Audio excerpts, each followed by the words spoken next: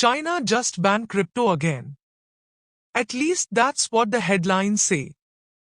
But here's what they're not telling you.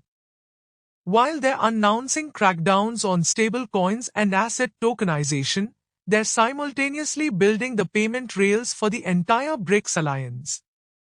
And those rails, they're designed around the same technology that powers XRP. So the question isn't whether they're blocking crypto, it's what they're actually preparing to launch. Most people holding XRP right now don't actually understand what they own. And I'm not saying that to be harsh. I'm saying it because even experienced crypto investors treat it like just another speculative token. But XRP isn't a cryptocurrency in the traditional sense. It's infrastructure. It's the oxygen that the new financial system needs to breathe. And if you don't understand that core function, everything that's happening right now is going to look like random price movement instead of a deliberate setup. Over the next 16 minutes, I'm going to break down why the private ledger is showing prices that don't make sense on the public market, what Ripple's new roadmap actually signals, and why the merge between these two systems is closer than most people realize. Because once you see how these pieces connect, the volatility stops being stressful and starts being predictable. Let's start with China. Every single market cycle, this happens. China announces a crypto ban. Headlines explode. Prices drop. Then 6 months later, we find out they've been quietly building the infrastructure they claim to be blocking. This time, it's stablecoins.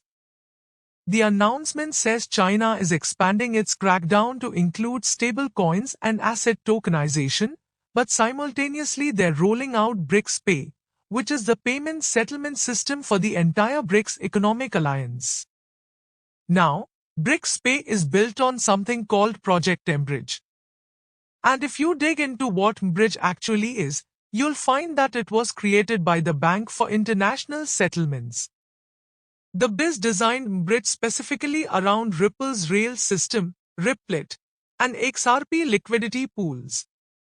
So, here's the contradiction. If China is banning crypto infrastructure, why are they implementing a payment system that runs on the same architecture as XRP? And here's the bigger question. Why did Ripple spend years establishing payment corridors and partnerships in every single BRICS nation? That didn't happen by accident.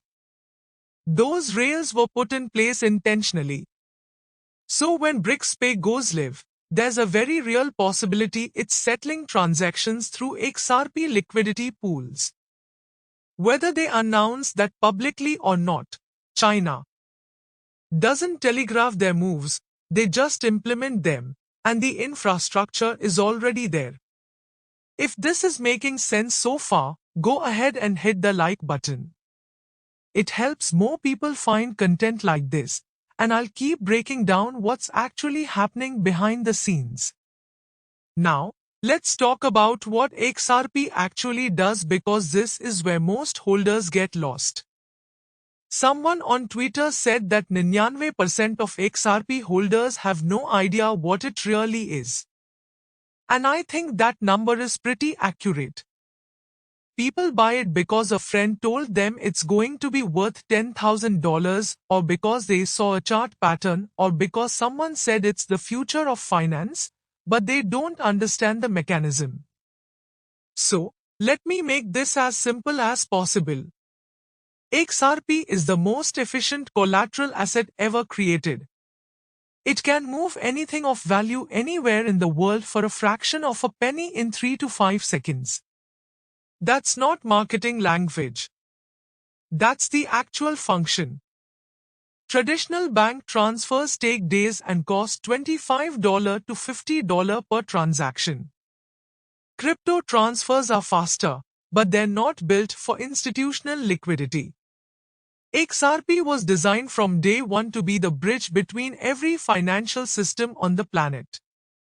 It's not trying to replace your local currency. It's trying to connect every local currency so they can move seamlessly. That's why the price matters. That's why the technology matters.